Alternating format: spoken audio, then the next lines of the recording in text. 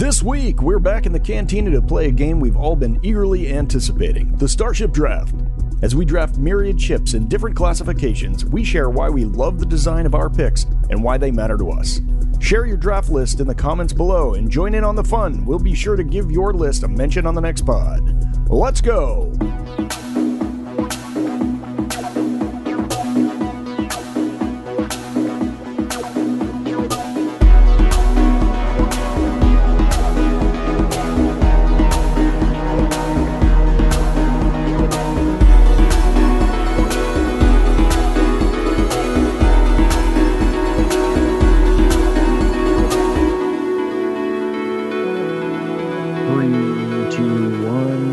Welcome to Cantina Chronicles, weekly Cantina crawl across the Star Wars galaxy.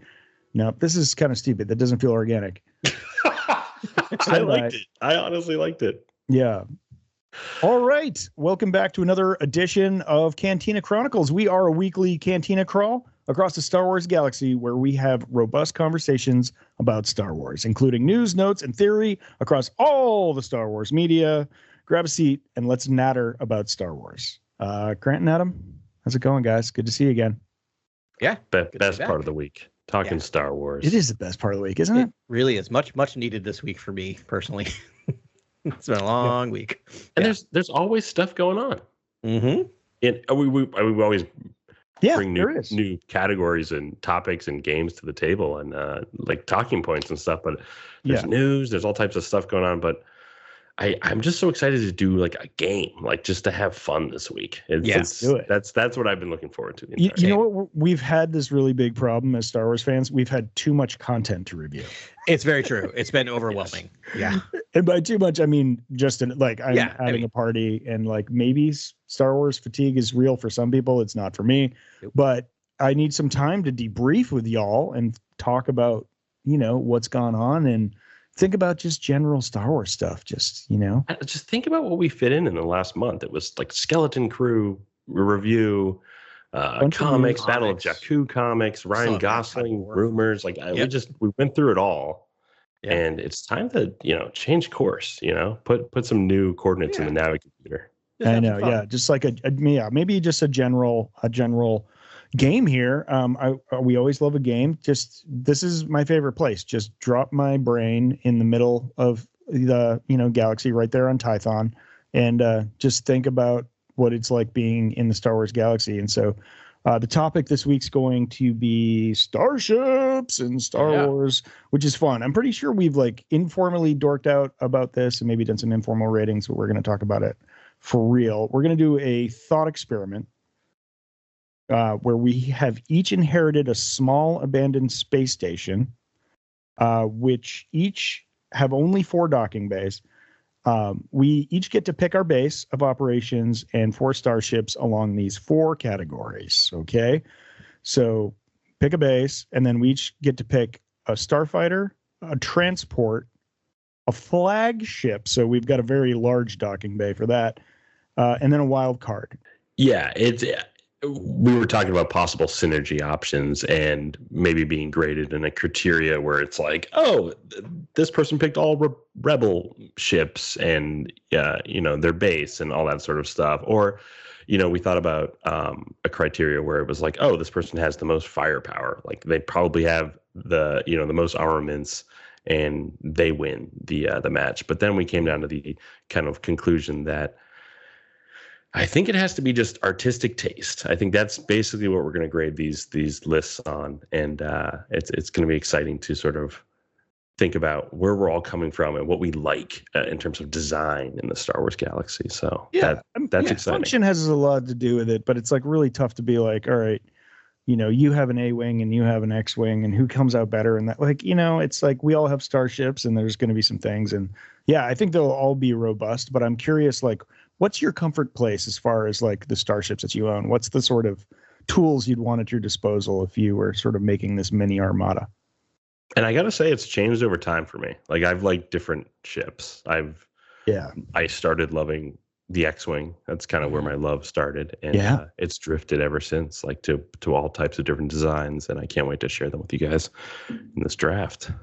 I know. I've kind of dorked out over time where it's like I would just go like pure aesthetics when I was younger, and now I'm like, how the heck are you supposed to see anything in a TIE fighter? Wow. And then like, that's just, it's the logistical what I mean? Sort of like pragmatic reasoning. Yeah. At this point, like I busted out all my books. I have all the coffee table books. There's like cross sections for the first 6 movies, and then there's like a cross section for 7 and 8, but they didn't do one for 9. Yeah, we all have cross section books, I think, behind us right now. I think, Adam, you have a few visual dictionaries behind you. I have a few behind me, but I think it's going to be exciting to sort of like, I've done so much research on the ships, just today mainly, just preparing for the podcast, and I tried to find some deep cut ships, but I was like, there's just some classics that I love. So it's gonna be funny when I'm like, I want a TIE fighter. Like, it's gonna be so boring when I do my list. But I have a couple interesting picks, I think, but a lot of it was right down the middle because there's so many cool ones that's hard to be really esoteric about it. All right. Well, we did do a random number generator for draft order before the show started because we thought, why bore people with selecting the draft order before we air the show. And Ben will be picking first. I will be picking second. And Adam, you'll be picking last, but it will snake back from you back in reverse order. And then it will then snake back from Ben and go back the other way to complete the draft. And so that's exciting. And then when it does come back on the curve, you will get 2 picks. So you will be picking 2 ship for 2 categories, whereas Ben and I will pick 1 category to start. Ben, if you're back and you're out of the airlock, you're back in the hull, you have first pick. I guess this is a really boring pick, but I feel like could possibly be a popular one. I'm gonna go start with flagship. I've always wanted a Star Destroyer, guys. I've always wanted my own Star Can't go wrong with a Star Destroyer. I love it. I mean, as far as flagship goes, is there anything more iconic? It's just like you show up and people are like, whoa. And like, it'd be great to just sort of tag that with a bunch of graph all over it. Or I don't know. I mean, I love what Thrawn did to his and the Chimera on the bottom. Yeah. That's good times. Definitely paint your Star Destroyer to make it funky, but it doesn't matter. It's coming in. That arrowhead is, just a city popping into your town. I mean, it's not really a city, but it's great. I think I would just get a bunch of droids to run that thing and just sit on the bridge and be the happiest man, or just like, stand and look out the viewports. It's an iconic design. And you're getting the standard I-class Star Destroyer. Yeah. Just like not a super Star Devastator, Destroyer. like the first one we see. Yeah. Yeah. Love it. Love it. Exactly. Okay. It was what was so just draft rules. Will others be able to pick Star Destroyers if it's a different class Star Destroyer? I think if it's a different class, I think that's allowed. Yeah. Why not? Why not? Are you asking for a friend? Star Destroyer. Do you know anyone who might be interested in a Star Destroyer? That original design is glorious. So props to you for picking that. Yeah, I want one. It's like a classic car, really. It's so it's classic. Just the size of downtown Boston. Yep. Right on, man. Right. So who's next? It is Grant. I'm gonna pick next. Okay. I'm gonna jump in. I'm gonna go smallest or lightest starship to start. I'm gonna go Starfighter. All right. I'm gonna pick a one of a kind ship, and that is the TIE Advance. Oh, the TIE Advance. Vader's custom TIE fighter. Yeah. This ship, over time, I've looked at, all types of starfighters, and, obviously Kylo's TIE Silencer and TIE Whisperer are way up there. And I love the new design. Just looking back at the original trilogy and thinking about the scene with Vader in the TIE Advance and just how important piloting is in that first, A New Hope. That scene just, I don't know, over and over again. As I watch that scene throughout time, I just like Vader and the TIE Advance more and more, and I love that ship, and I love that it's always got the escort of 2 TIEs with it at all times. It's just such a cool design, and I love that you kind of never have seen it again. And I think there's a lot made of the idea that it's a one of a kind ship, essentially, that it's just Vader's TIE. I do not think there's other TIE Advance. So there was a whole arc in Rebels, early in Rebels, season 1, I think, about the TIE Advance, and they had just developed it, and it was a prototype, and they destroyed the prototype on Ezra's homeworld of Lothal. Why can't I think of the name? Lothal. Thank you. Yeah.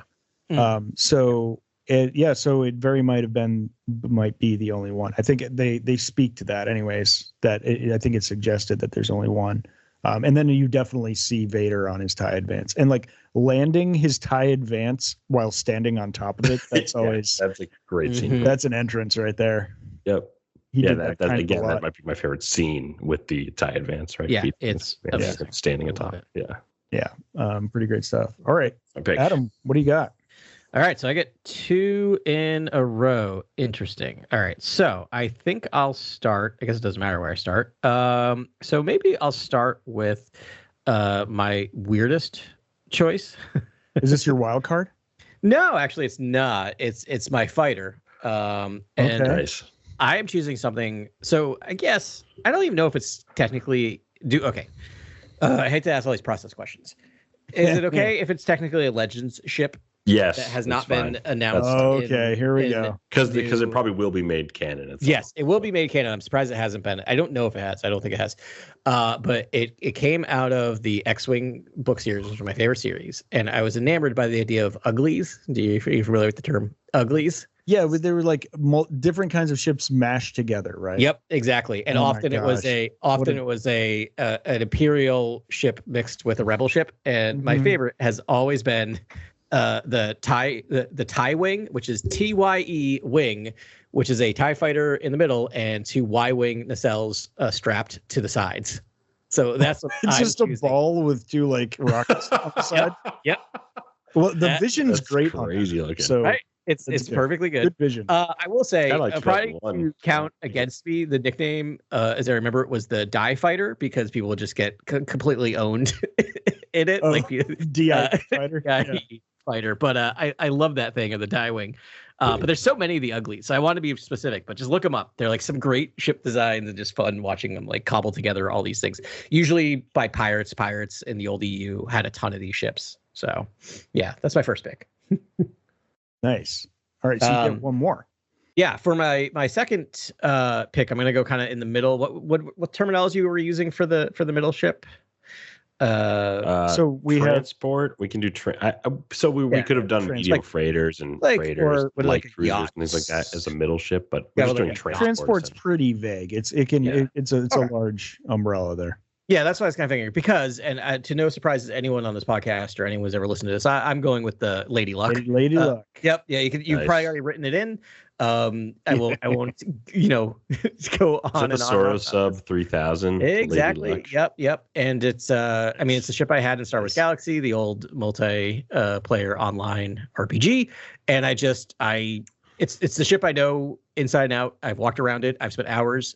Because one of the best things is it has a what do they refer to it as? It has a advanced autopilot. First class autopilot is the terminology they used. So I remember setting that on in the game and just going back and chilling in my luxury apartment in the back. So that's my yacht. Nice, dude. Oh yeah, it's definitely the party bus of the galaxy. That's for sure. Okay, back to me. I feel like I need to jump into transport because I think Ben's moving towards transport or starfighter at this point, and I gotta grab this transport and get it out of there as quick as possible because this design is just too good to leave on the table. Mm-hmm. And that is the ST-149 Delta class T3C shuttle. The TC3. There you go. Yeah. This is Director Krennic's shuttle from Rogue One. Mm-hmm. It is glorious. It is honestly like I have loved Imperial shuttles throughout all of Star Wars, but when I saw this one, it's kind of like the open for that movie is a little atypical in that there's no crawl, but it's just a showcase for this shuttle, and it's fine by me because the shuttle is so cool. And I don't know, there's other shuttles that have this sort of interesting pyramidal like hull design, and then the wings that are almost far more elongated than the Lambda class typical Imperial shuttle. It's a really unique design, and I really like it. So gotta take that. And It's my such a Imperial cool synergy, looking gotta ship. Yeah. keep my Imperial synergy going, because over time, I as a kid, such a rebel kid, loved X-wings for so long. Still love X-wings. Like if one of us picked X-wings, I would start getting envious of that list, because I just love everything X-wings and rebel. But I really do love the Imperial design scheme. Yeah, especially you got to give it up. the ties and the transports. The transports especially are just really stand out for the Imperials. No, that's the one thing we could say for the for the Empire is they were on point with their ships. Yeah, they are beautiful looking. Yeah, Pretty sick. Back to you, Ben. Yeah, It back to you. is iconic. I spend some time, as you know, in Outlaws. It's just fun when you get like OP. You just start messing with the Empire, because sometimes you just want to like mess with the Empire hard, and it's fun. It feels like in Galaxy, it's okay to just take out a whole battle station, or just call everyone there and then take out all the Death Troopers. It's like kind of great. But one of the like in-game pop-up things that happens is the Empire shows up to steal a haul of like outlaw gear, like outlaw spoils and whatever. And so you get to take out all the outlaws and then all the Imperials, but they have that Lambda class shuttle sitting right there. Yeah, that's right. And I just I was like, oh, let me take a look at this design, and just like walked around it for a while, and like took a look at the CG modeling, and it's like, it's a beauty. She's on point. She's a beauty, Clark. Love it. Cool. All right. So I've just, as I've been sitting here, I really procrastinated on this, despite the fact that I had all the tools to look at this stuff. And I'm being reminded of all these great starships, but I've got some all-timers that I can never leave behind. Yeah. So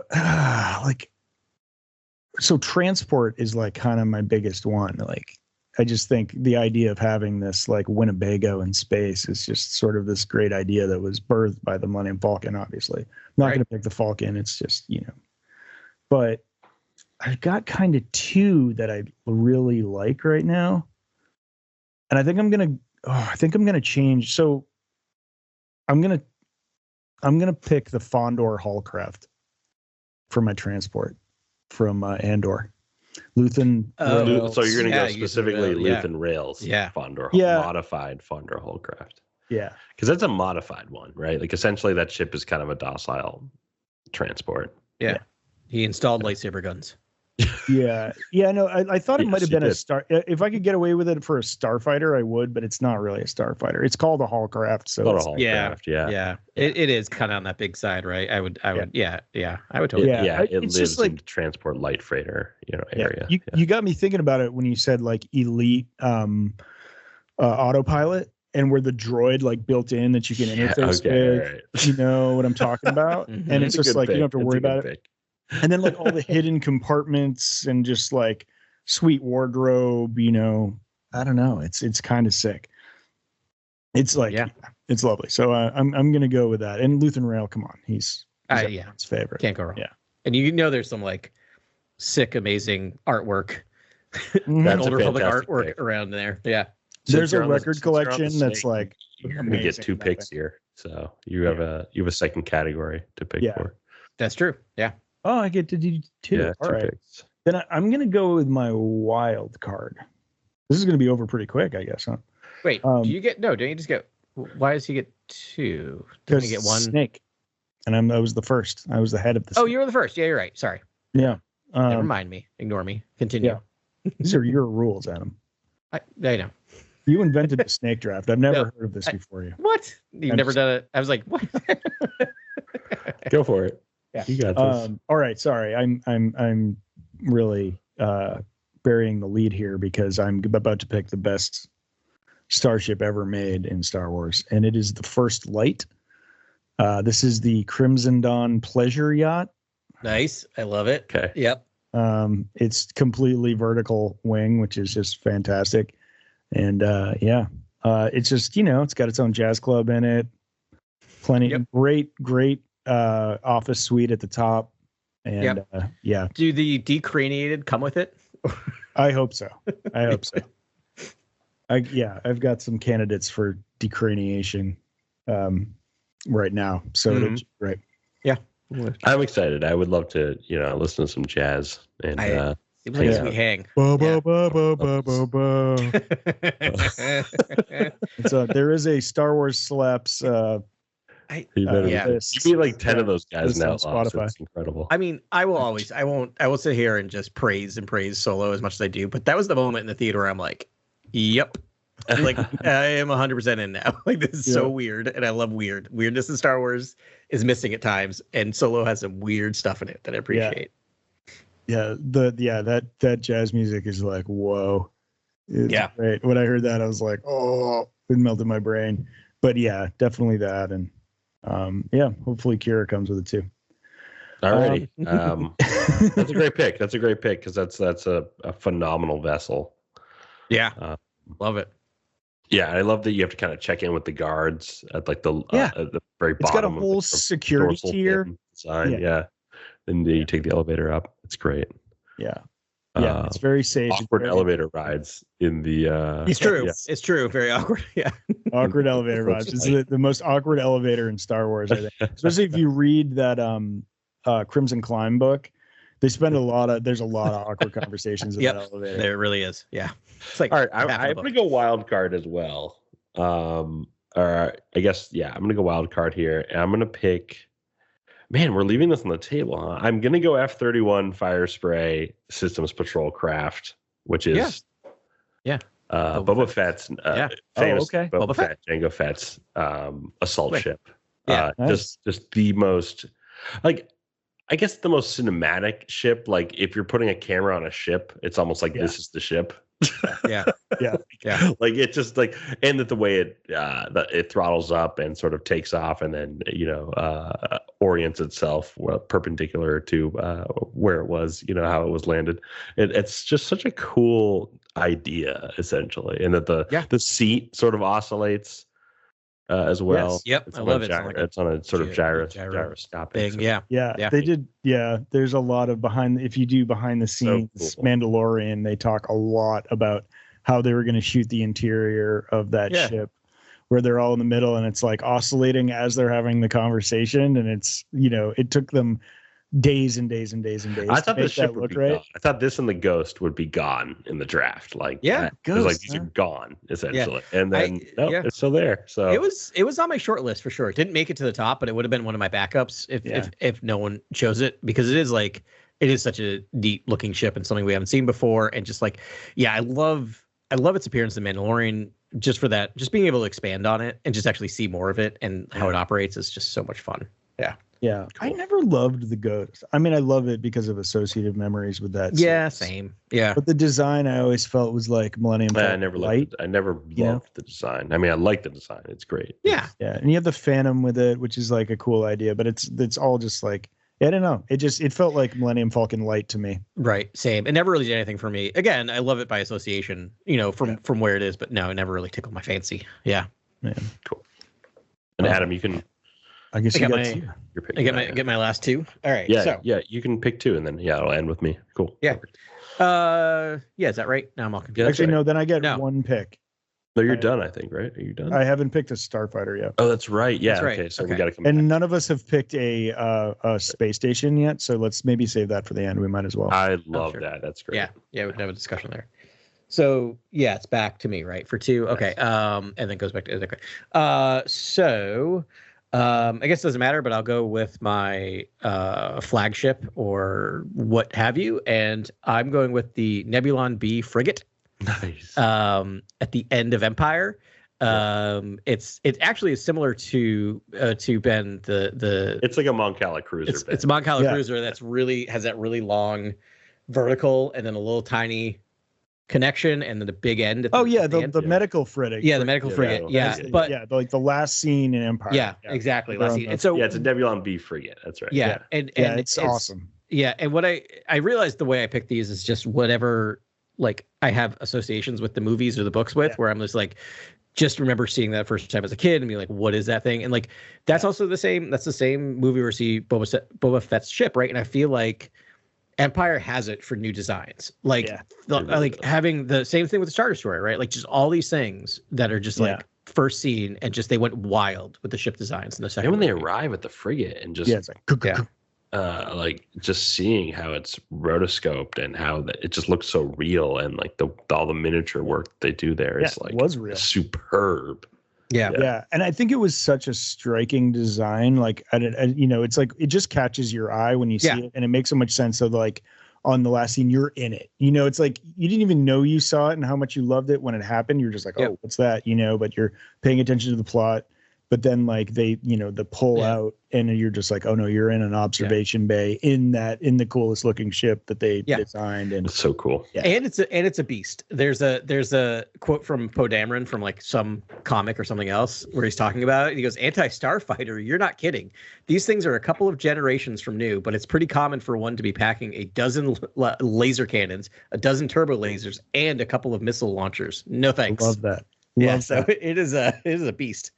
And then, so I realized, I was thinking through like all the things that caught my eye in movies, and books. And then kind of the last one I was thinking about, that I still remember seeing it first time in the movies. We talked about this movie last week.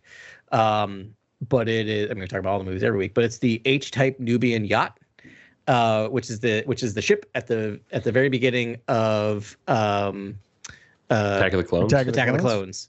Okay, so the one thing is without awesome. wings, it's just like, it's very retro futurist. And it just goes, Yeah, like it's the like sound an it makes. Airbus. I remember being in the theater and I'm like, oh, the sound design's amazing. I love it. It's so weird. It's like Buck Rogeries. Like, it's just such a cool looking ship. It's so like retro futurist sci-fi. It's so cool.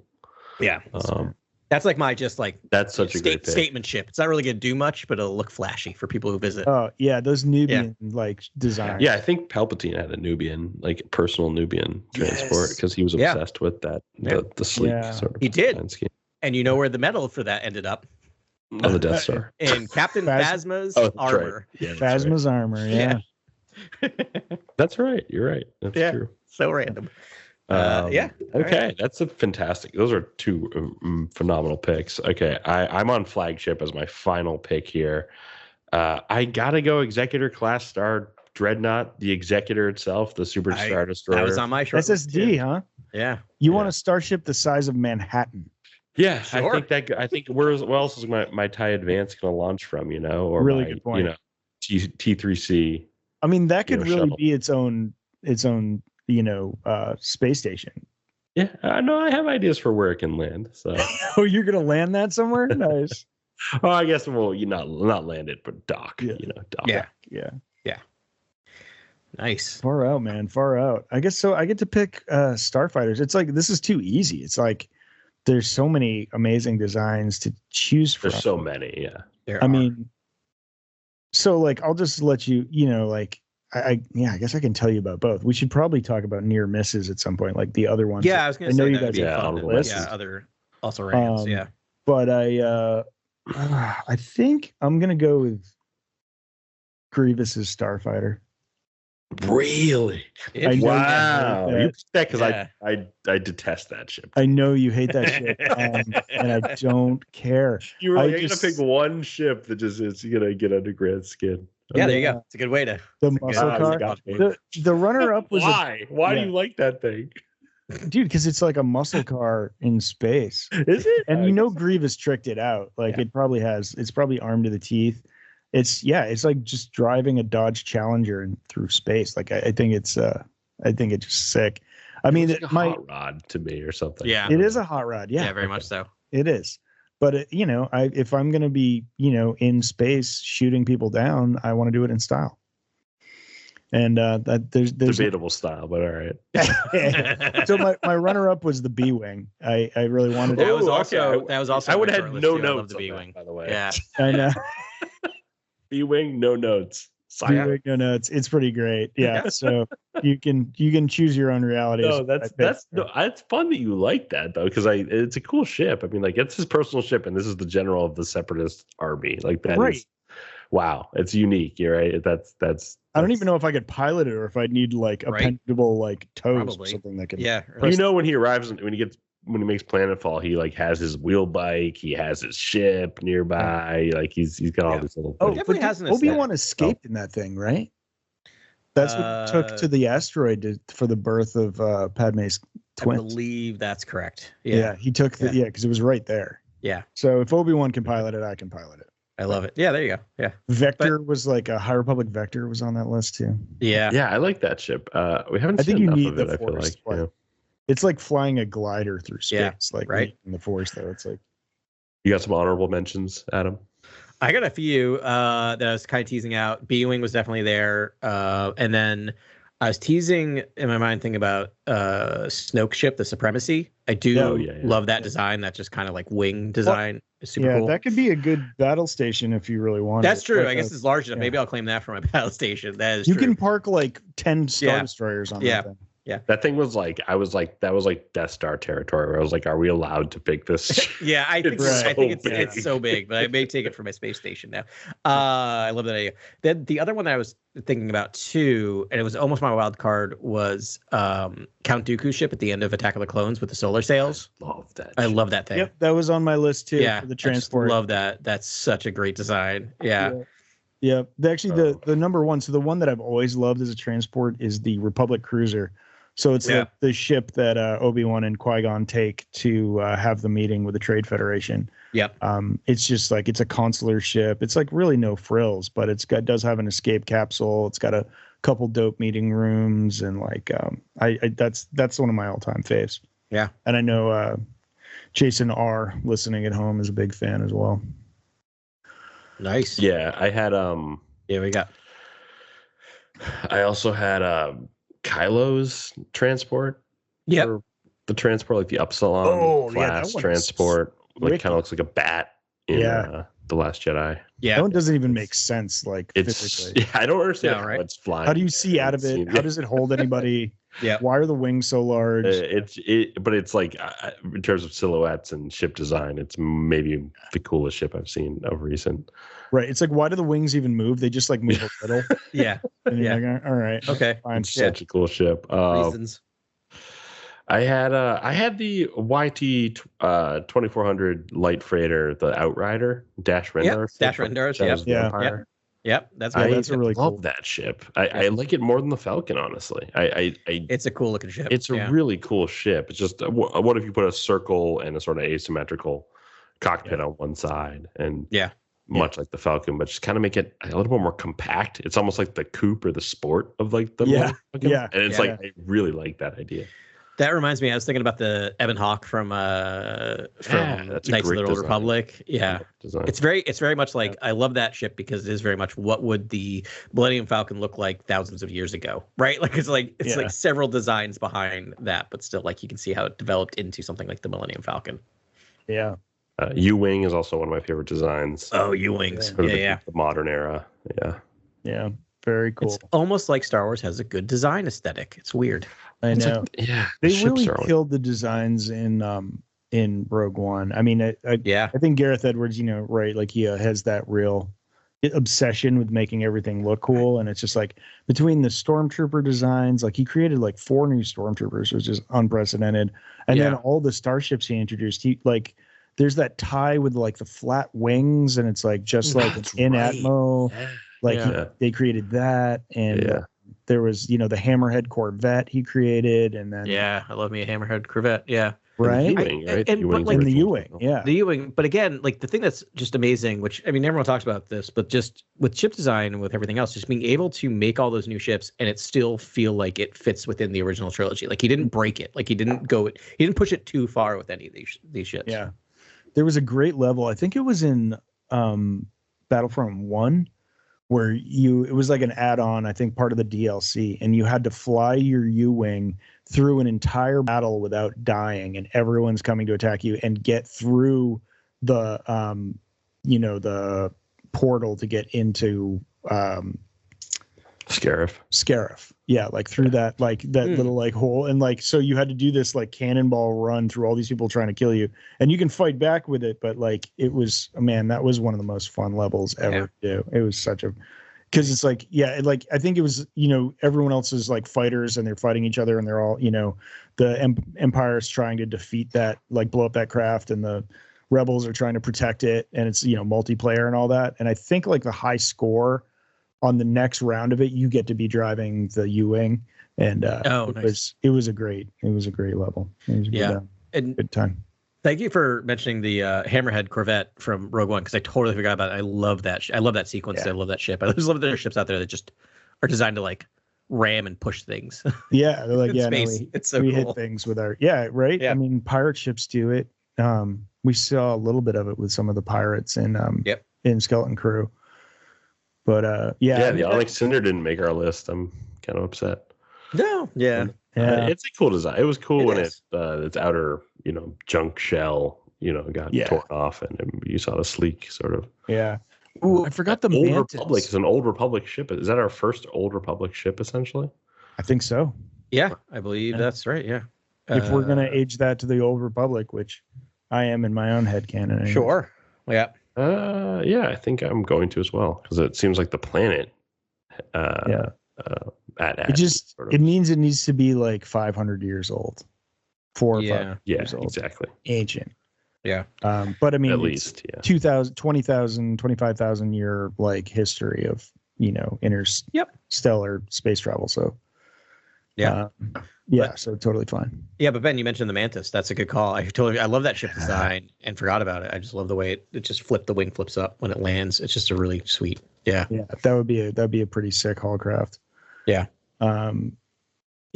Fun, man. Super fun, guys. The Bad Batch's Havoc Marauder. I love that ship. Mm-hmm. I just really just like that's the best name. Yeah. I mean, it's really just like a weird Lambda class transport, but I like Dr. Afra's Archangel. I like that ship quite a bit too. Oh yeah. Totally forgot about that. That's a cool ship. I think it's modified, just like Luthen Rail's ship. Like I think she made a bunch of modifications to it. And what's Sonostaros? She has a sick. The Volt Cobra, I think. Volt Cobra. That might be top of the list for names for me. Yeah, that's such a great name. Yeah. I love it. It's a great ship too. Yeah. There's so many good ships. It's hard to pick. I mean, there's so many great designs, and especially in the comics, it's like so many sleeper fun designs in the comics. There's a ship called is it the IG 3000 or something? It's like IG 88 ship. Have you seen it? I don't know if it's canon. It's IG 88 has a ship, and it's crazy. And you got to check it out. They're keeping that in their back pocket. All those bounty hunters, like for live action. Yeah, eventually. Yeah, I mean, one of my favorite things is just my favorite. Oh, that is a cool looking ship. I just googled it. Cad Bane's the Xanadu Blood. That's a great ship. Yeah, that's amazing. The IG-88. It's that IG. The IG-88 awesome, Starship is canon. It says. Interesting. I'll have to look more into this, but it's in Dark Droids. It's in the Dark Droids comic series. I forgot about that. It is. Yeah. Oh my gosh, wow. It's cool, a right? brick. Yeah. Yeah. It looks like a motherboard of a computer. It's not functional at all. Like it's because you're in space. You don't need aerodynamics. It just needs to be functional. Wow. Yeah. I was great design. It's like a PS2. Yeah. Right. With like And let us not forget that IG-88 originally in the old canon ended up inside the core of Death Star 2. No, really? Yes. Yeah, that's where his memory was. So that was the end of IG-88. That was in I think Tales of the Bounty Hunter. Maybe that's where that was. So we're like, oh, okay. Yeah. Far out. Yeah, that ship looks like a PS2 and the power brick. Yeah. Like with some like aftermarket modification. Yeah. Which is so weird. I just put it together. Like, so that's like the original version of a droid's consciousness getting uploaded into a ship, which they totally stole in Solo. Like, so I remember when they did it in Solo, like, that's weird. And I'm like, no, there's actually precedent in the old EU. Nice. Yeah. And then someone was like, we're bringing that back. Yeah. Well, yeah. John Kasdan totally. It's a total John Kasdan move, right? Yeah. He's like, oh no, this happens all the time. It's totally precedented. Super fun. Yeah, to be a fly on the wall between John and Larry talking about the script, and Larry being like, "What? Okay, I'll find some space for it." Sure. Yep. Whatever, nerd. Yeah. I raised this kid. Yeah. All right. What about space stations? What do you guys? I want to go last because I don't really have a good answer for this. All right. If you let me take the supremacy, I'm just gonna take the supremacy, and we can move on along. I guess if you want it, you can have it. That's fine. Yeah. Okay. I mean, given the ships I picked a lot of Imperial ships. I'm going to take Karita. I'm going to take the Imperial Naval Academy on Karita as my base formation. What is endless pilots, endless supply of pilots. You're taking the whole place and all the employees. You're like, you're all under my purview now. Yes. Sounds like a very Empire move, or a current move. Anyway, what does it look like? Is it like that crescent, like standard? I don't think crescent? I've seen Karita. I think maybe Sabine is there for like a second. Maybe in the Han comics, the young Han Solo Imperial Cadet comics. Maybe you're there. You're on Karita, right? And maybe the Shadows. Is Thrawn there ever? Maybe the Shadows. Yeah, we wouldn't seen it in the books, but Thrawn might have gone through Karita at some point. Yeah, I think you've seen Karita a few times, but just in very short distances. Yeah, there you go. Yeah, Imperial Cadet, Han Solo Imperial Cadet. My headcanon, because they do sort of standardize these things. Do you remember the design of the space station on Fondor, which is Battlefront 2? Yeah, I do also remember actually, that fight. I think there's one above Toshara too, if I'm remembering correctly. It's that crescent shape. And you can actually fly through that, which I discovered. That's cool. But yeah, it's like a crescent, and so you can like put all the ships in various parts, and that's very functional. So you're picking Toshara for your? No. Oh, okay. No, I'm asking. I'm saying that might be what Karita looks like. Oh yeah, maybe. Yeah. Yeah, possibly. Yeah, it shows up a ton in the comics. Yeah. Yeah, there's a lot of Karita in the comics. Yeah, bounty a lot in bounty. You don't see any images there, Adam? No. I want to stroll through this place. I want to check it out. I want to know where all the bathrooms are. Whoa! I'm not There's the bar. Base. That's that's security hazard. Adam, do you want to pick second? I do have something in my head. Adam picked first. I did. I got the supremacy. Move along. Move on along. Yeah. I think Adam won because his base is a ship that can pretty much. Well, let's just say maybe the weapons. Maybe the weapons are decommissioned. Yeah, I know it's in a couple pieces right now, but it's a bit of a fixer upper. It's like I got it after it was at Battleship Cove. That's a reference for Northeastern. Okay. People. No one else went to Battleship Cove at school for school field trip. Just me. I'm sure I did. Just you. I didn't go there. Oh, I mean, it's in Fall River. It's amazing. They literally have like battleships and submarines that you can go and walk around on. I've been planning a vacation to Fall River, which is kind of hilarious because it's 40 minutes south, with our mutual friends, Adam. Yeah. Jenna and Matt, and it just never came together. But we were gonna just do that, and there's like a murder museum. Yeah, it's a cool town. It's super cool. Yeah, it's got good food and good restaurants now. It's really come along quite a bit since when I used to go with the comic shopping there. Yeah, interesting spot. Fall River, getting our shout out.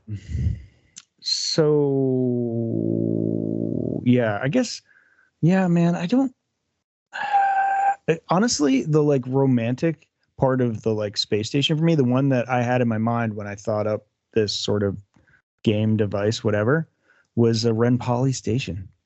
Just the dirty rock in like the orbit of some random planet that's just had this like roughshod space station built onto it with a bunch of docking bays. And so I'm just gonna go with Ren Poly. And also just like an Outlaws. Cool Vibes station from Outlaws. Yeah. And actually it has a band, it has a stage there. That's the only live band that you Is it the one outside of Akiva? No, outside of Toshara. Oh, okay.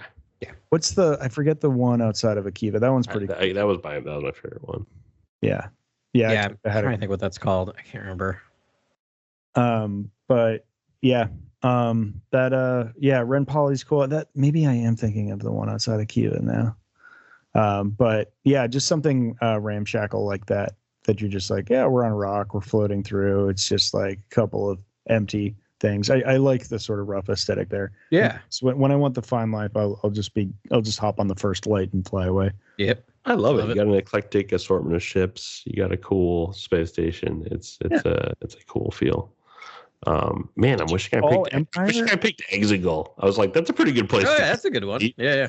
That's a whole planet. Yeah, you don't get a Where's planet. the story of the Star Destroyers? Are they inside the crust of the planet? Like, Yeah. deep under? Under a layer of ice. Yeah. Apparently, yeah. Okay. Yep. All That's right. the thing that happened. Yeah. That's where ships belong, On ice. Hey, it's pretty cool visuals. I'll say that. Yeah. But yeah. Yeah, that's how the Not pitch undersell means. that. They break from the ice. Like, it's gonna be like you've never seen it before. Why, JJ? Don't worry about that. Don't worry about that. That's not why we're here. It's gonna And look then up. they land and they ride the horses on the Star Destroyers. Yeah. Pitch is getting out of control.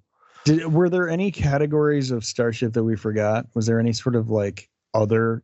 Because I think like your 3 categories pretty much like wrap it up. Like, Yeah, I mean, because you got, what do you have? You have like light fighters, droid ships, heavy fighters, support fighters, assault ships, bombers, shuttles, transports, utility ships, luxury ships, corvettes, light freighters, medium freighters, bulk freighters, frigates, light cruisers, bulk cruisers, flagships, battle stations. You've got so many. But like our categories, I think, were fair in terms of like size of ship, essentially. Yeah. Well, I appreciate the guardrails too. Help me kind of focus in on. Yeah, they're all parsing pretty much it. Yeah. Grant, did you go all Empire on your designs? I did. You did. That's awesome. I really am starting to really like Imperial designs in terms of ship design. I don't blame you, man. I love X-wings. Like I think I would, if I had an X-wing in front of me and a TIE fighter in front of me, I would pick an X-wing. Yeah. Yeah. If I had an X-wing in front of me and most other classes of TIE fighters, I'm drifting over to the. I'm like, wait, I can have a TIE defender. Okay, I'll take that. Yeah. Yeah. Then you got Grievous's ship right there, and you're just like, or. Yeah. No, that's you. That's strictly you. Yeah. All right. I love that. I see it and I go, no thanks. Yeah, not hopping that thing. I'll take almost any other ship. Give me that quad jumper. Mm-hmm. The quad jumper. Oh my god. Do you want to? Yeah. Do you want me to hard transition us into some minor news stories? Yeah, let's do that. One is I just saw that Sigourney Weaver gave an interview to Games Radar talking a little bit about Mandalorian Grogu, and I just want to read what she said. We can talk about that for a second. Right. She said, I get to have scenes with a little Grogu, which is probably why I did the movie, and he's a little badass too. It's going to be wonderful for people to see what Grogu is up to now because he's grown up a little bit and is capable of much more than maybe we think just watching the series. I play a wonderful character who is, in a position of authority, and I have to send the Mandalorian out on a mission to the Outer Rim where all the bad stuff happens. So we're getting a little bit more. Oh, wow. She's going to be a Republic commander. Yeah, so the rumor is that she's playing someone called Colonel Bishop, but that might just be a fake name because that's also a play on Aliens. Yeah, because Colonel's from the Marines and Bishop is the robot from Aliens 2. So part of me is like sniffing that out as like that's a code name. Yeah, yeah. But still, it could be real. Could be, yeah. But yeah, so what do we think? So Star Wars doing homage to another classic science fiction film? No, never happens. They wouldn't do that. Yeah. I love the idea. We're getting Outer Rim. You can't go wrong with the Outer Rim, right? And it seems to be like, we talked about it might just be a kind of a man or team on a mission movie, right? I wonder if it's going to move. Well, there were more rumors sort of going around the internet earlier, I guess last year at this point. But Embo from Embo is rumored to be Embo's an interesting character. So traditionally a bounty hunter had a dog, I think. Dog-like creature, and it had the wide hat. Chinese farming hat, but made of steel that he could throw like Raiden. Yes, and he's actually very much like Raiden. Very much like Raiden. So that's interesting that we might get Embo in this movie as well. Makes me think it's going to be a sort of like another underworld character is going to emerge, much like Cad Bane, and that's going to be a major obstacle for Mando. Oh yeah, that would be a formidable foe for the Mandalorian. Would be Embo if he's on the. But I feel like Embo's allegiances have sort of waffled over the years, especially using the hat to sort of like block laser bolts. Like the Beskar armor does. Like that could make for some really fun action. I bet in live action, Embo's design would be breathtaking. That's what I was going to say. Like, it's going to be really, that's a great design for movie, and it's going to really pop on the screen and be really cool. And apparently, I was just looking, only shows up in Clone Wars so far. So it's also interesting to have a character similar to Cad Bane, who kind of just like reappears after 25 years since last we saw him, or a little more perhaps. But yeah. It's funny because like I think you first meet him in Clone Wars where he's with like Sugi on, it's like the Seven Samurai episode on Felucia or something. Something like that, yeah. And he's like a good guy. Yeah. And then I think he kind of becomes a bad guy towards I think he was part of Boba Clone Wars Fett's where he team that like infiltrates does the train robbery. Yeah. Oh Is yeah. he in prison and and then he's tasked by like Palpatine to like Aura saying kidnap Palpatine or something. Like he's part of that whole kidnapping or something. He might be part of that one as well. That was also the abduction. That Boba Fett was on that too. But I think he was sort of like Boba Fett's early crew with Aura Singh, and Bosk was in that crew too, right? Yeah. Yeah. So yeah, that could be. Dengar was in that squad as well. I don't know. I'm tripping. It's all. It's been. I have to go back and rewatch. Yeah. Yeah, but fun. Those Boba Fett arc, Fett, was a great one because I think you also had undercover Obi-Wan in that. That's right. Obi-Wan gets like Valmorphanized face for Team America fans out there, and goes undercover in a prison to like gather information about who assassinated him or something. Yeah. Right. That's fascinating that Sigourney Weaver is going to be a good guy because there's so many theories that she might be the villain of like the movie or something like that because she's the star caliber of Sigourney Weaver. Well, I mean, she still could be. Yeah. She could be a villain in hiding, right? Or a villain. What I'm trying to say is like she could send him on a mission in order to send him into a trap to get Grogu, right? Like we just don't know what her allegiances really are, right? She could have a villain turn at the end. Right. Yeah. Who knows? Be interesting. Sounds like she has a lot of moments with Grogu though, and to me, it's like I don't know. Weird when a character makes a heel turn after they've met such a cutie. I mean, it's like I love her as a hero. She's great. I don't need her to be a villain. I just think the gravitas she'll bring is. Well, they already did this sort of like double agent with the scanning officer from Gideon's crew. I forget her name. Mando season 3. So like I don't know if they do that again. Honestly, it's like, I don't know. We have that dynamic. Trope is that trope is heavy. So I don't know. I would not be surprised. And especially in that story though. So I'm just like, you do it again with other New Republic agents. I guess you could. Well, but again, since you have the consistency of a single writer writing the whole thing, he would probably be hesitant to do the same thing again, right? Knowing that he already wrote it, so that makes sense. Yeah.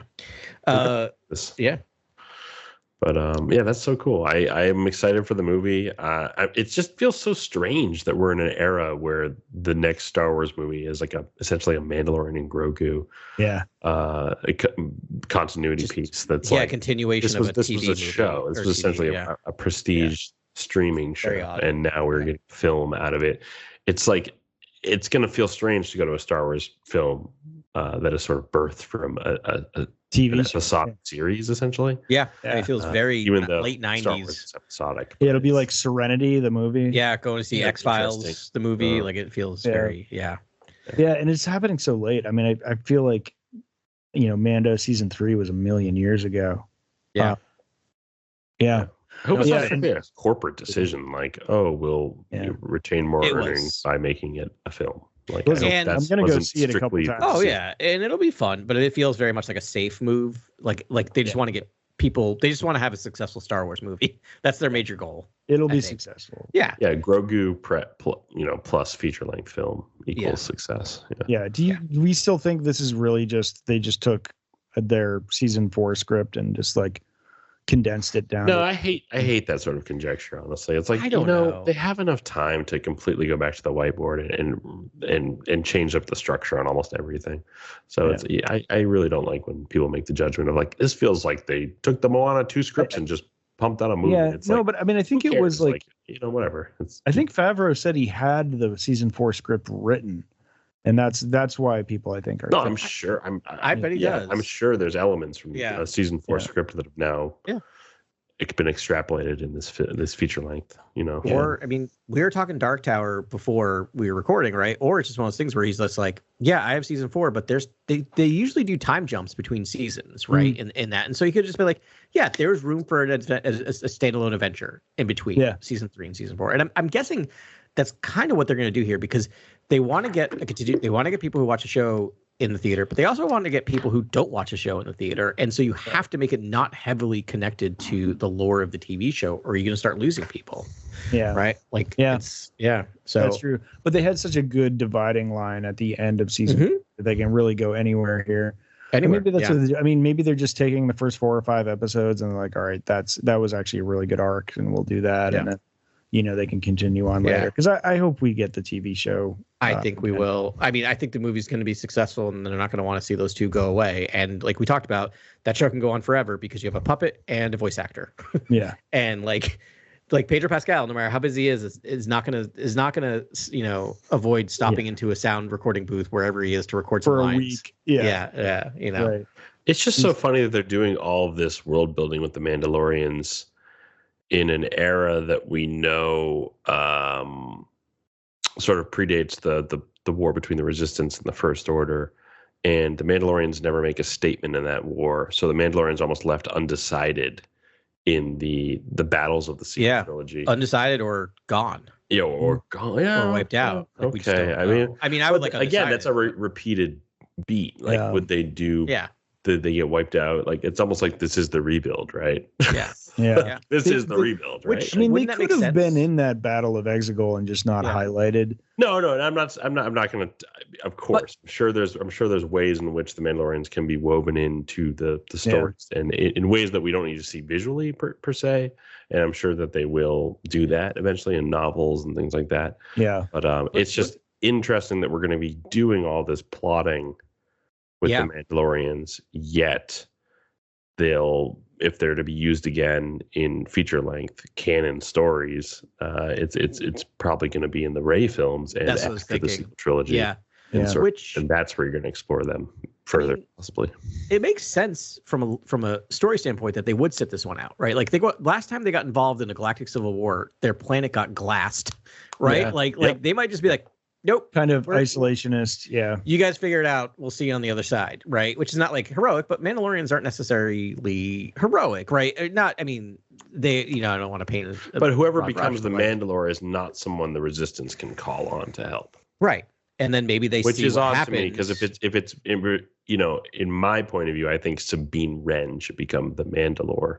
And therefore, she's always a rebel and a friend to the rebels. That's why and would be someone you could call upon to You're fight. absolutely right. Which and is why I don't understand how the story can steer in a direction where Sabine becomes the Mandalore, which is what I feel like is the direction they're going, essentially. Yep, it feels like it, but you're right. That would be really odd if she was the Mandalore at the time of the Second Galactic War. It would make no sense. Yeah. I mean, I feel like it's kind of definitively been like shown to be Bo-Katan, because I mean, she wielded the sword. She's not a Jedi, but like she did ultimately reclaim their homeworld. Yeah. It would make sense for Bo-Katan because she doesn't have ties to the rebellion. Yeah. I mean, if we're really doing like, I don't know what rides the mythosaur and all that. I feel like that has to be a Jedi, but like, everything's kind of pointing towards Bo-Katan, but maybe she's just this ancillary character in this myth that's not highlighted, because she's always just kind of on the fringe. She's in the middle of it, but she's like not the person. But I mean, she really is. Well, she and Din Djarin are really responsible for reclaiming Mandalore. But it's like, really, to fulfill the prophecy, you need to ride the mythosaur, you need to wield the darksaber, and I think you have the Force, and she's really only got one of those three. Yeah, but that's why Sabine checks all the boxes. And Grogu. I'm still Team Grogu. Could be Grogu, but like, what if it is Din Djarin? Because like, let me like make this argument in terms of it making sense that he would sit out the Second Galactic War, right? Like, because his story is just like makes sense. watching battle droids kill his entire family, right? So he's already against that. And then let's say at the end of the Mandalorian, Grogu ends up going with the Jedi, or going with Luke, and he doesn't know that, and he feels abandoned, right? Abandoned by Grogu to go with the Galactic, the New Republic. Like you could see him kind of just like, nope, not interested in this war. We're gonna sit over here, right? Yeah, that would make sense. Except I just rewatched Ahsoka, and Ahsoka makes a lot of Sabine's sort of Mandalorian legacy. Yeah. Makes some things. What do you think about your on your Ahsoka rewatch? I thought it was fun. I thought there was fun stuff. Some stuff feels like unfathomable that they would go in the directions that they go in sometimes, especially with like the zombie stormtroopers. But like. It's fun. I wonder how general audiences feel about it. I'm someone who's watched all of Rebels, so when I watched Ahsoka, the whole Sabine meeting up with Ezra was like really impactful for me. But I just don't. I kept thinking about it from like a general point of view, and I'm like, does anyone know who Ezra Bridger is? Like, I know who Ezra Bridger is. Only if you watch the cartoon. So Carly's reaction, she loved the first half of the season because she's like, I'm following this. I totally get it. Like, I don't need any backstory. She's there, and then like once they do the Ezra stuff and everything, she's like, I don't know what this is. I don't know why this is important. Who are these people? I hate this now. That's the part of the story. That's the straw. She doesn't hate it, but she was like, so on board for the first half of that season, and then like totally lost it when she's just like, that was part. She's positive. She's like, can you just explain this to me, please? Like in a defeated tone. Like There's also just a power structure amongst the villains that I just do not understand in that show at all. Like I do not understand why the eternal witches of Dathomir are listened to and are at the order of Thrawn. Like that does not make sense to me at all. I don't understand why Thrawn sends Shin Hati and Baylan Skull after them after he just met Baylan Skull and Shin Hati, and he's like, how about you guys go pursue them? Yeah. And I was like, they're just Baylan Skull's like, I didn't think Baylan Skull was going to listen to anyone. I thought Baylan Skull was going to decide things, at his own volition about everything that they do on that planet, and not just be again like at Thrawn's whim, like everyone else in the show, which I think weird. Which I think he is, though, right? I mean, that's why he's going to come back in season 2, right? Because if he was just like a pawn of, if he ended up just a pawn of Thrawn the entire time, it'd be easy to write that character off and kill him off, right? But to actually recast him, have him come, he has to have some type of interesting turn. And then Thrawn makes tactical mistake after tactical mistake. I don't live action cartoon Thrawn does not connect to novel Thrawn. The Baylan Skull thing with Thrawn, I thought was kind of mutual. I mean, you knew that like Baylan Skull had his own agenda. He wanted to get out there because he has something to find. Yeah. And I think he sort of foresaw how it was going to go. So when like he's like, but it makes sense Thrawn to be like, I'm going to throw Jedi against Jedi. That's going to, like, all he's doing is playing the waiting game. And he's like, I'll just throw these pieces on the board, and that in and of who is he to throw Baylan Skull at someone? Like that's what was the thing confusing to me. Baylan wanted to do it anyways, so it didn't matter. Yeah, he just wanted to get onto the planet, basically. He was like, we have to get out there, and like that's our role as Jedi anyways. And I mean, he wanted to do it, so it didn't really matter. Like that's why it wasn't even an issue. Yeah, I don't know. For me, it was weird that it came. He went out there. His excursion started when Thrawn told him to, instead of him arriving and going out there. You know what I mean? Like, and doing his own thing. Yeah, it was just weird. I can sort of navigate that with my, I can believe it because I know that's what Baylan wanted, but it's always different watching a series the second time because you know what to expect. So you kind of know people's motivations ahead of time. Yeah. But, but what I will say that's good about the series is like, it feels like the true continuation of Lucasian Star Wars. Yeah, After the prequel trilogy, it's like the original trilogy, the prequel trilogy, Ahsoka. Like I would almost like throw everything out and just you watch Ahsoka after the prequel trilogy, and it's sort of like it shakes hands with the prequel trilogy hard. Of George Lucas. Yeah, so it really does. I enjoyed it the second time, but it's the same thing. It's like it like opens up all these mystery boxes, but you don't get any answers, and that's what was I sort of rubbed up against the first. I just think the show isn't Ahsoka though; it's Sabine. Like the show to me is Sabine. Like I don't want to be part of the mob that's like this is Rebels. It's not Rebels to me. It's a lot of Yeah. Sabine and Ahsoka, and Yeah. I just but it's more I about. don't Sabine know if than it's Ahsoka. It's a lot of Sabine going on in the show as well, and Very little Ahsoka character is like development. has her little hero's journey moment where she goes into the Spirit Quest and becomes Apotheosis. the hero, right? And But I don't becomes see a the ton of master. growth yet. That's it. No. Like now she's full master, and she's kind of like always going to make the wisest choice. And it's I don't know. I don't know. I heard both is almost done, where Sabine's is just starting, and the show really does a good job of sort of taking these steps with Sabine's growth and development. Whereas Ahsoka gets like one big, development moment. Yeah. I think that's like maybe Filoni is sort of thinking of it as like a trilogy, and like it's just super early days and we're really going to get the development. This is what the thing that I was like, no, I kind of wanted, if I'm going to get 8 episodes, I want a, complete meal. You know what I mean? Yeah. With some closure, but it really feels like the first act to a trilogy. It does. It feels very like here's everything set up now for everything to move forward. Yeah. But listen, like when on the rewatch, I loved the heck out of it. Like all the action set pieces, the drama, Ray Stevenson just like steals every scene he's in. Yeah, he's so good. And Morgan Elsbeth and like all the technology and the Purgles and like all the witchcraft. Like, come on, it gives you all the things you want. Yeah. So much. Plenty of lightsabers, Hu Yang, like forget about it. And like the action pieces with Ahsoka are amazing. The first episode is kind of like a perfect Star Wars secretly. Like it's amazing. Yeah, I'm very excited. I'm calling it. I'll mention it now on air so you all can hold me to it. But this summer I'm doing the canon timeline rewatch of all live action Star Wars. Nice. It's a great summer. My life right now does not allow me to do that, but I will have some free time, so I'm definitely going to start at. I guess that would be Acolyte. Start with Acolyte and work my way through. Yeah. Oh, cool. That's true. Yeah. It's a good time for an Acolyte rewatch. Yeah. All right. Do you want another quick news story? This one will be quick. Let's go. Yeah. Let's do it. Yeah. So this is from Theme Park News, which seems to be my bailiwick. Yeah. So they announced that they are finally breaking timeline at Galaxy's Edge, meaning that they're not being obsessed with it being stuck between episodes 8 and 9, and that you will have characters from other eras being in and meet and greets, and their first character coming to Galaxy's Edge only in Disneyland, which is California. Do you want to guess? Yeah. Who would you bring in if you could bring in any Star Wars character from any era? Who would you bring in to be your first? Look at this person. I mean, he's there sometimes anyways, but like Din Djarin would probably. Yeah, Mandalorian. He's already there because they kind of have argued. We don't know. Maybe he's still around at that time. So that's the argument. But this is like totally breaks canon timeline. There's no way this person could possibly. They had that like. It's not Boba Fett, is it? Nope. Because they had that B character running around from the Batu novel. Mm-hmm. And I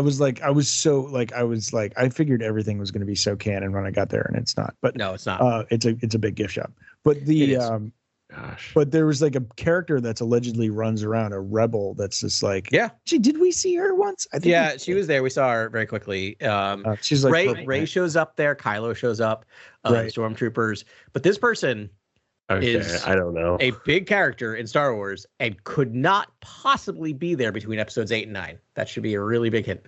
Darth Vader? Luke Skywalker. Luke Skywalker. Luke Skywalker with R2 is going to be the first one to show up, and it's going to be Return of the Jedi Luke Skywalker in that garb. Okay. That's great. I mean, it's going to be odd because it's not going to be like Mark Hamill, so it's going to be some dude that kind of maybe looks a little bit, but like the big news to me is that'll just be so zen. Oh, that's exciting. The big news to me is just like finally they're not obsessed with this. Like we're gonna have like other characters in there that are like, who cares? Like it's not no one actually cared about following the story that happened twice a day. Like you and I were there for the entire day, and we're like, you don't even realize there's a story happening. It's really hard to even follow it and figure out what's happening. It's just it was people just are walking around with shorts and Hawaiian shirts, first order ships and things like that are around the park, right? Yeah, there's lots of cool ships. There's like X-wings and B-wings parked, or not B-wings. No, but like there's specifically a first order ship, right? So it's like Luke Skywalker couldn't, or young Luke couldn't be there essentially. Yeah. No, and there's a it was actually made originally for episode 9. The first order version. The first order starship that's way in the back was originally a design prop for episode 9, Trevorrow episode 9. And like JJ said no thank you, and they said, all right, we'll just put it in our theme park. It's wild. That's exciting, man. It's be fun. It'll make it more fun. Pretty enticing to go, and there's like more characters in all the movies. Yeah, and keep it fresh for the repeat visitors and all that. Yeah. Right on. They're gonna make Navarro land next, right? With the IG statue and like. Yeah. I almost got a picture with Din Djarin because I saw him before anyone else did, and I got up to him, and then 5 little kids ran up to him, and I'm like, I cannot be the middle-aged person stealing the joy from the children, so I just slowly backed away and let the kids have fun, and I'm like, oh, it's so close. Listen, you'll have that memory always. Yeah. It's so funny. Right on. Okay, why don't we call it for this week? This is a shorty, just like an hour and 10 minutes. That's it. What a week sauce. Yeah, love talking about Star Wars. Next week we'll have another topic. I think we're going to jump back into more comics, right? Or are we going to go into High Republic land? Let's just call it. We'll do High Republic comics. Okay, cool. Because we have a pile of High Republic comics. We got to catch up on Legacy of Vader, Kylo Ren. Yeah, that just started. Pretty exciting. Yeah, we will have a day soon where we cover more main run contemporary comics, and definitely Legacy of Vader. That's the one I'm really excited for. It's I liked it. It's a goodie. I don't know if do you read it, Grant? I didn't read it yet. No, I very much очень it. I've seen some of the variants. Knights of Ren. Are there Knights of Ren in it, Adam? Zero Knights of Ren so far. Oh, okay. I will love it. I will adore this comic. Yeah, I saw him in front of Vader's castle, like Kylo Ren in front of Vader's castle. I think that's coming. This is very much of just like what happened to Kylo immediately after Episode 8. Like it starts right after Episode 8. Oh, interesting. And I just want to say stuff, and I won't. I just won't say stuff. But there's some scenes that we're gonna have some fun talking about. All right. Yeah. I can't wait. That'll be a blast. All right, so we'll get to those soon. Maybe that's I don't know. We do that might be fun. I love doing my High Republic in big chunks because just to keep my brain in that time period. But we'll figure it out. But comics are coming. Yeah, love it. Yep. Right on. Yeah, so that'll give us some fodder at the Cantina to chat about. Awesome hanging out with y'all. Thanks very much for listening, and we'll talk to you again next week on Cantina Chronicles.